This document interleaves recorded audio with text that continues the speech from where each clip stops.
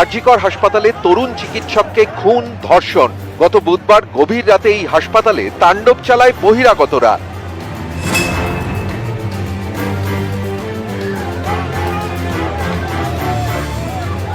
এর প্রতিবাদে শুক্রবার বন্ধ ডাকে এসইউসিআই।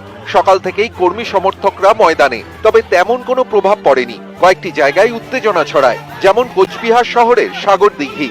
এখানকার অফিস পাড়ায় SUCI police ধস্তাধস্তি।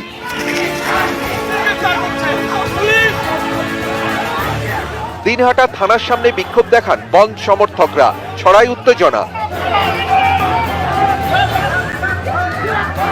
Mathabhanga post office মোড়েও উত্তেজনা ছড়ায়।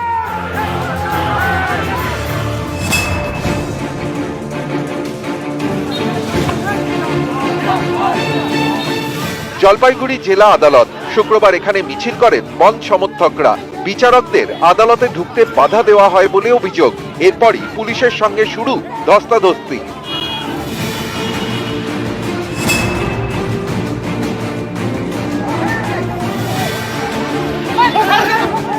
মেদিনীপুর শহরের জেলা শাসকের অফিস চত্বর।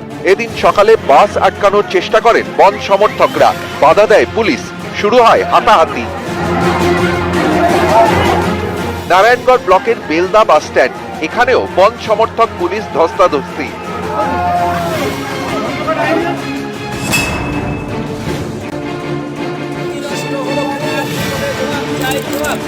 পূর্ব মেদিনীপুরের কোলাঘাট, এখানে 6 নম্বর জাতীয় সড়ক অবরোধ করেন এসইউসিআই কর্মী সমর্থকরা।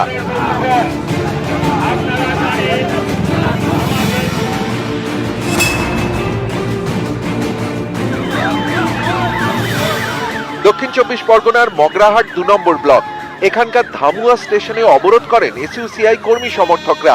এতে শিয়ালদা দক্ষিণ শাখায় ট্রেন চলাচলে প্রভাব পড়ে।